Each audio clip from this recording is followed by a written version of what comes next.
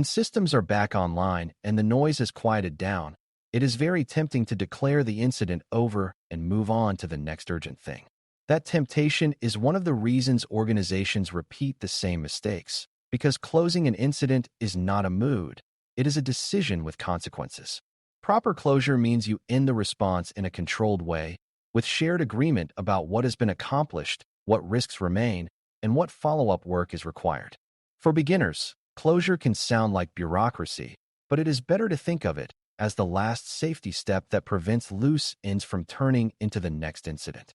Closure criteria protect the organization from premature confidence. Sign-offs protect the organization from unclear ownership, and final documentation protects the organization from memory loss and narrative drift. If you close too early, you may stop monitoring while an attacker still has access. You may miss obligations like notifications, and you may lose critical evidence of what happened. If you close too late without a clear reason, you can burn out the team, create confusion about priorities, and keep the organization stuck in crisis mode. Closing properly is how you transition from response to learning and improvement without leaving the door open for relapse. Closure criteria are the backbone of a proper ending, because they define the conditions that must be true before the incident can be considered closed. A beginner might think the only criterion is services restored, but that is only one piece of the picture. Closure criteria should include that the immediate threat is contained, that known attacker access is removed, that critical vulnerabilities or access paths used in the incident are addressed at least to a safe interim level, and that monitoring is in place to detect relapse. They should also include that stakeholders have been informed appropriately and that any required records have been captured. Notice how these criteria focus on control and evidence rather than on feelings.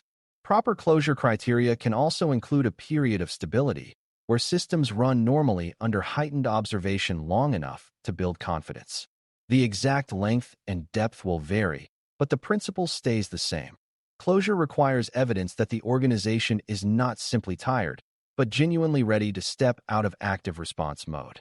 To make closure criteria usable, you need to tie them to what was learned during the incident, not to a generic template that ignores reality. If the incident involved credential compromise, then closure criteria should include that credential hygiene has been restored and that high-risk accounts have been secured. If the incident involved unauthorized changes, then criteria should include that configurations are verified and that baseline trust is reestablished. If the incident involved potential data exposure, criteria should include that the scope of exposure has been assessed to the extent possible and that decisions about notifications and risk have been documented. The danger of generic closure criteria is that they can be checked off even when they do not match the incident's actual failure mode. Evidence-driven closure means you can point to actions and validations that align with the actual incident story. This is one reason good documentation during recovery matters, because it supplies the evidence you need to close with confidence. Closure criteria are not a separate artifact. They are the culmination of the response work. Sign-offs are the formal expression of shared agreement, and they matter because incidents affect multiple parts of an organization that may not naturally coordinate.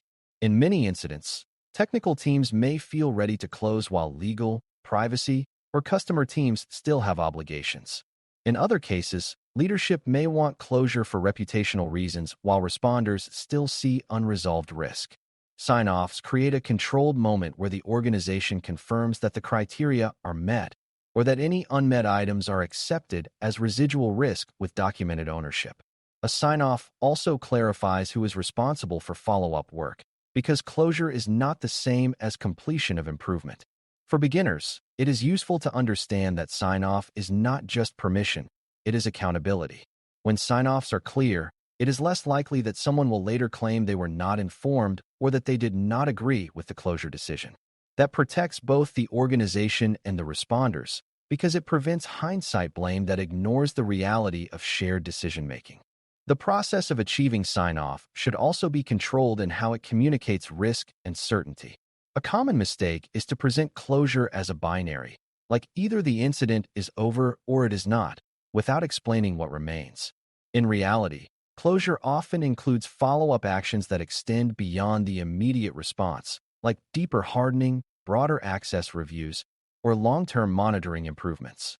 Proper closure means you communicate what is complete, what is stable, and what is still in progress, and you make sure the organization is comfortable with that split. This is also where consistent terminology matters, because words like resolved, contained, and recovered can mean different things to different people. If you say resolved but means services restored, someone else may hear resolved as no remaining risk. A closure meeting or closure communication should use consistent definitions and should capture them in final documentation so the organization's memory stays accurate. Under stress, people hear what they want to hear, so clarity is a safety control.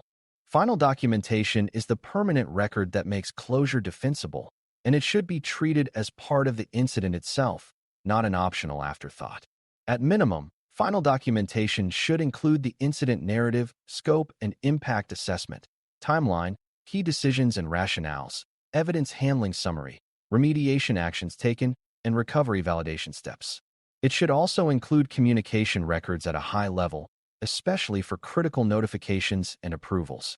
This documentation does not need to include every raw artifact, but it should include references to where evidence is stored and how it was protected. For beginners, the key idea is that documentation should allow a reader who is not present to understand what happened and why decisions were made. If the report is missing the reasoning behind decisions, it can look like actions were random. If it is missing timelines and approvals, it can look uncontrolled. Final documentation is how you turn an incident into institutional knowledge rather than a story that changes with each retelling. A useful way to think about closure documentation is that it should answer three kinds of questions. What happened? What did we do? And what changed because of it? What happened is the narrative and timeline, supported by evidence. What did we do includes containment, eradication, recovery, and communication, along with the decisions that guided those actions. What changed includes the immediate fixes and the planned improvements, along with ownership for follow-up work. If you only capture what happened, the report becomes a history lesson but not a tool for improvement. If you only capture what changed, the report becomes a to-do list without context. If you only capture what you did, it becomes an activity log that does not explain why. Proper closure documentation balances all three so the organization can learn, defend its actions, and improve.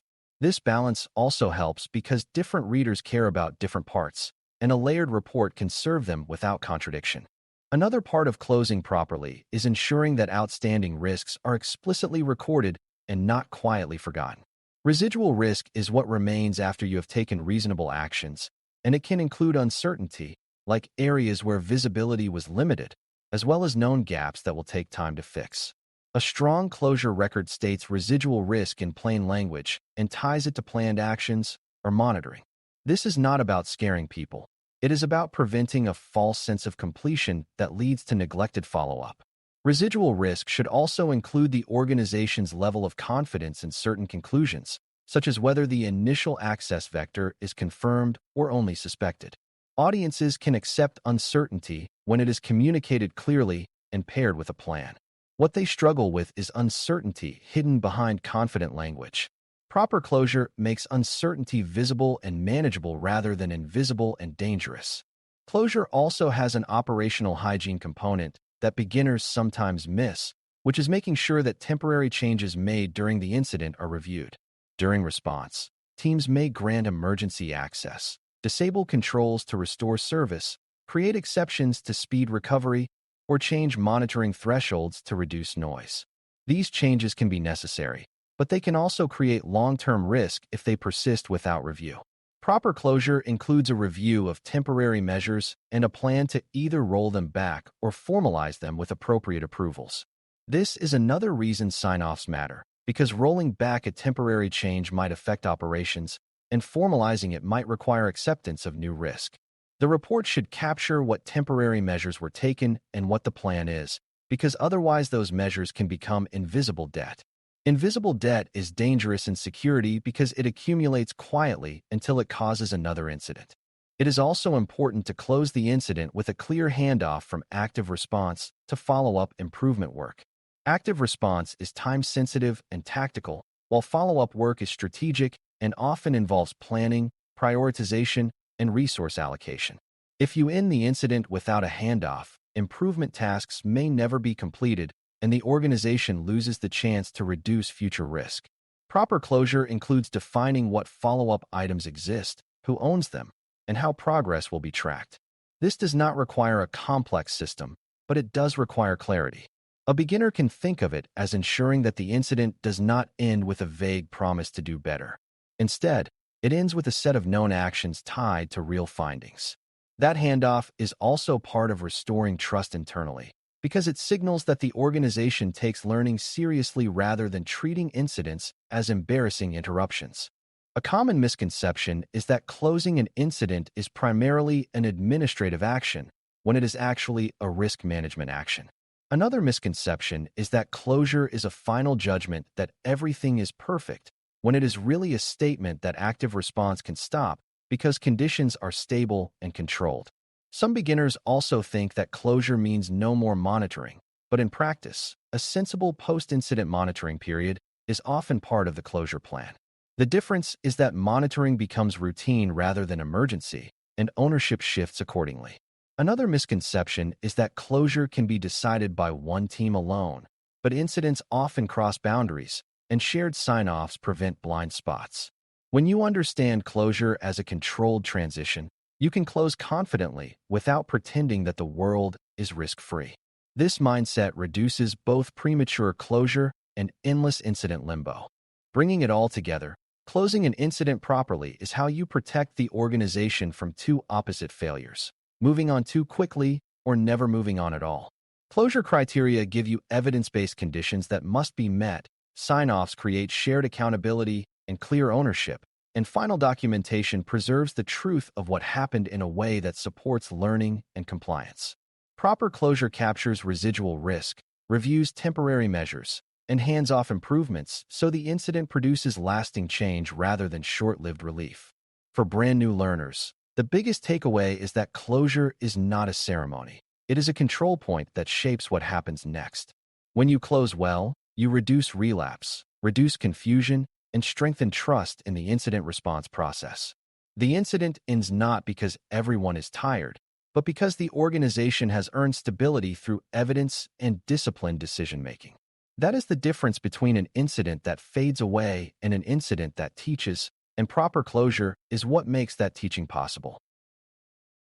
Thanks for listening. For more audio courses, daily newsletters, and more, please visit DailyCyber.News.